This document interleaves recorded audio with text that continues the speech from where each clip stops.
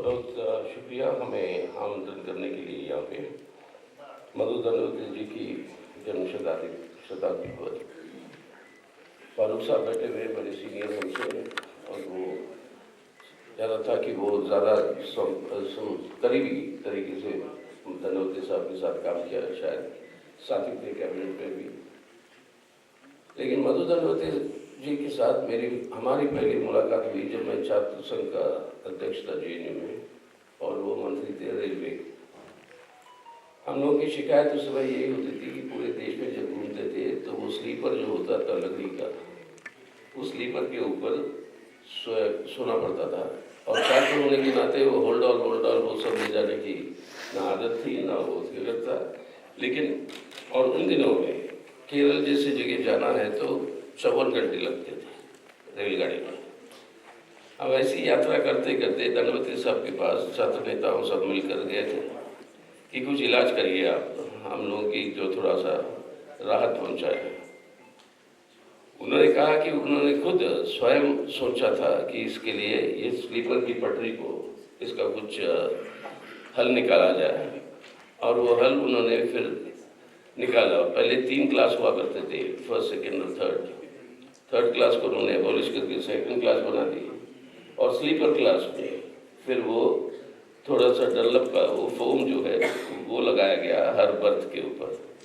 और मेरे ख्याल से करोड़ों लोगों को देश के अंदर फायदा पहुंचा इसकी वजह से। एक छोटी सी काम और एक छोटा सा काम, और उनका ख्याल, मतलब मैं इसलिए ये बात बता रहा था कि उनकी ख्याल हर समय एक चीज पे था कि लोगों की जिंदगी को बेहतर कैसे बनाया जाए, क्या क्या जरूरतें हैं, ये किसी की बुराई करके नहीं, लेकिन भलाई कैसे किया जाए। और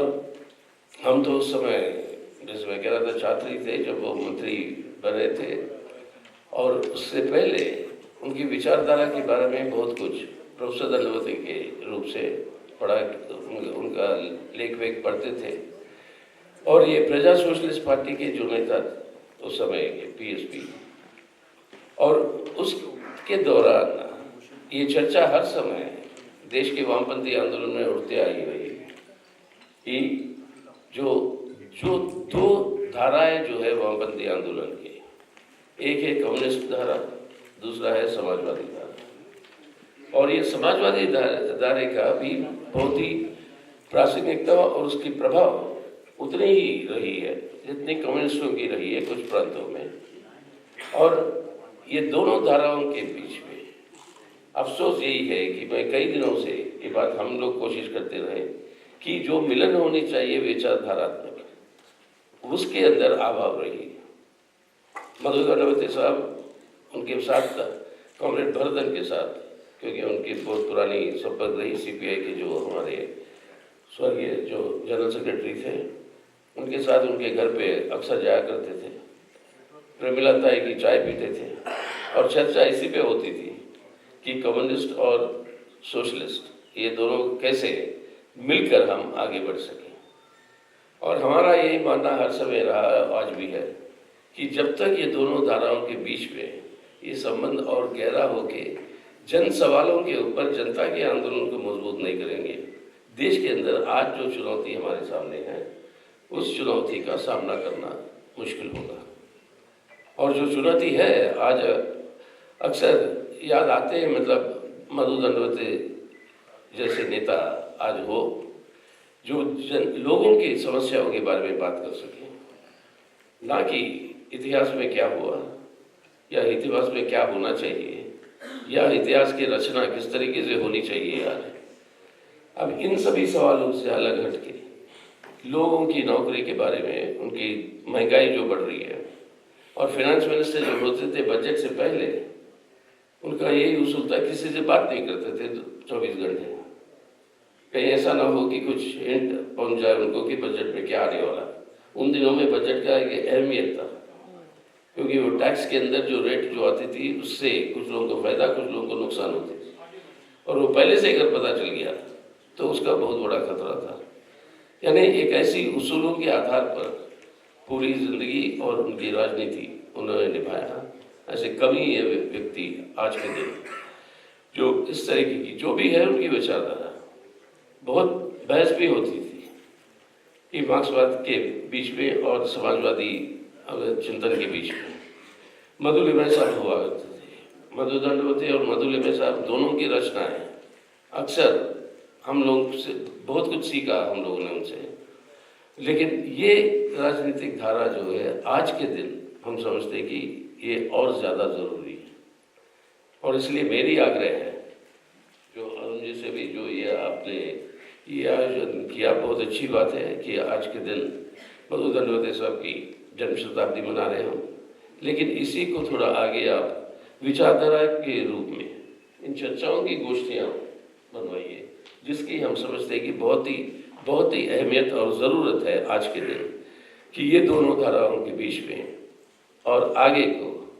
देश के राजनीति के अंदर ही इस प्रभाव डालने के लिए ये बहुत ज़रूरी होगी। हम समझते हैं कि अगर मधु दंडवती साहब के लिए सही श्रद्धांजलि हमें अर्पित करना है उनकी जन्म शताब्दी के अवसर पर, ये अच्छा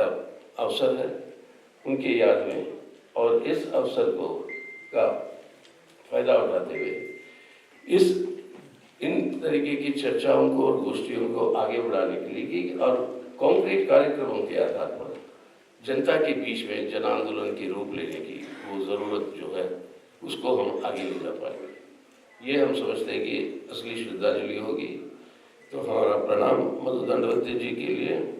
उनकी याद बहुत आती है, अक्सर आती है, और उनके उसूलों के आधार पर अपनी ज़िंदगी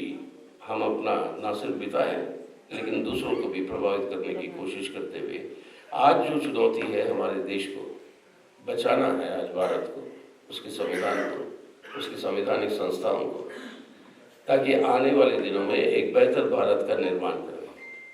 लेकिन पहला प्राथमिकता है आज अपने देश और इस संविधान को और इस संवैधानिक व्यवस्था की रक्षा करें। जो हमले जो हो रहे हैं उसके ऊपर, उससे जो है हम उन हमलों से निपटाते हुए हम जो है आगे बढ़े एक बेहतर भारत का निर्माण के लिए, जहाँ पर सबसे गरीब से गरीब जनता की उनकी खुशहाल के लिए, उनकी तरक्की के लिए हम लोग अपनी अब जो भी हमारी कैपेसिटी है उस कैपेसिटी से हम उसको कंट्रीब्यूट करें। यही हम समझते हैं कि सही श्रद्धांजलि होगी मधु दंडवती साहब के लिए, और ये अवसर आपने हमें दिया उसके लिए हम शुक्रगुजार हैं सबको।